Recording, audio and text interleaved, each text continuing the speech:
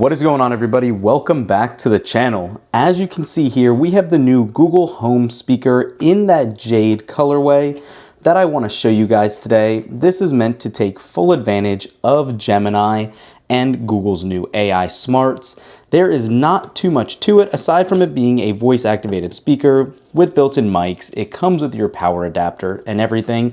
As you can see, it does have Thread built in, Matter support and all that. And I like these just because they're easy to throw around the house and have quite a lot of good use cases here. Now that it has that nice little LED ring around here showing you when Gemini is invoked and some of the new smarts behind it, I was excited to check it out. We haven't got a new Google smart speaker in a while, so let's go ahead and take a quick look at it. The fabric, I should say, on the top is actually surprisingly movable, as you can see here. It's not a fixed piece, kind of like the old Google Home was, but it does look nice. Still has grippy bottoms. You do have that single microphone switch to turn it on and off, and obviously the code to scan it for setup. You do have a USB Type-C adapter here, and then obviously your USB Type-C wall connector. And let's see what it's rated at. If it says, I'm assuming it's going to be 30, and it is 30 watts. So we'll set that to the side. Down below, you're going to get a little bit of reading materials to get it all set up. As usual, you're going to want to use the Home app, of course. And you can see it says Google Home Speaker right here. Touch commands, plug in. Yep, you're going to use the Google Home app for it as well. And you're going to open the app and tap on devices to add. It should automatically, obviously, recognize it once it's plugged in. And it's talking about the touch control. So yes, yet again, you have a touch sensitive piece on top and then the sides as well. And just the volume is going to be down is to tap left. Mic switch off is the physical button, obviously. Play and pause is that center tap. And then volume up is going to be the right side. So up, down, select, play, pause type thing. Very similar to what it's always been. Let me go ahead and quickly plug this in. Okay, so I did go ahead and plug it in. You can see we do have a little bit of our color flashing on the ring. And there's the multicolor right there. Hi, to get started. And you can hear it right now. On a phone or tablet. So I did go ahead and open up the Home app, and it already recognized to set up the Google Home speaker. We'll go ahead and say next here, and we will scan that QR code we talked about earlier. And it should go ahead and start the setup and pairing.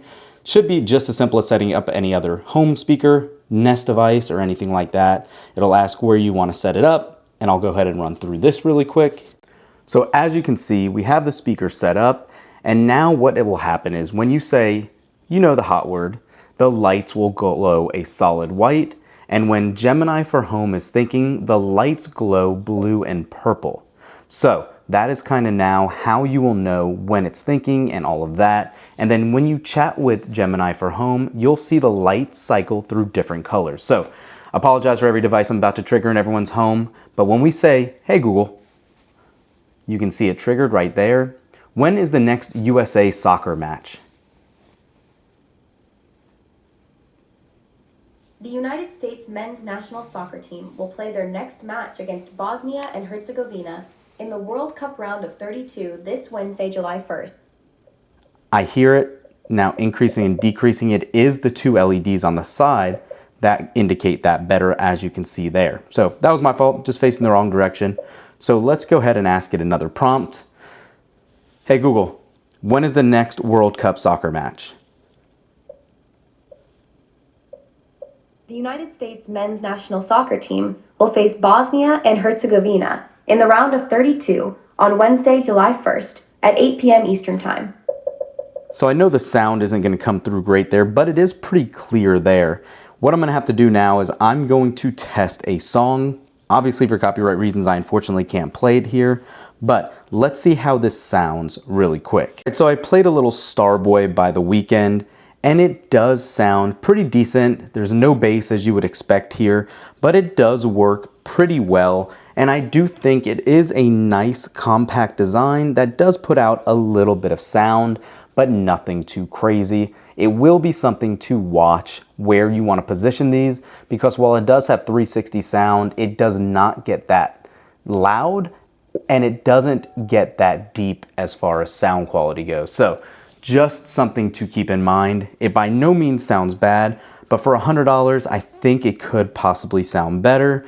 But depending on your use case, this could be all you would need. Again, we'll have to see. I'm gonna put it to the test and really try to see in the next couple of weeks how it's going to behave and all that. But as far as listening, the mic array does pick up voice from a good distance away, and I've not had any issues so far in testing this. My question for you guys is, are you interested in a new Google Home speaker? Because yet again, like we said, these haven't been refreshed in quite some time. I do like the new colors. I like the design. I will actually throw up those affiliate links up down below in the comments if you actually plan to pick one up. I greatly appreciate it if you use one of those links. It helps out the channel immensely, and I greatly appreciate it. So, yet again, let me know what you guys think in the comments down below about the new Google Home speaker. Are you going to pick one up? And we will catch you in the next one. Peace.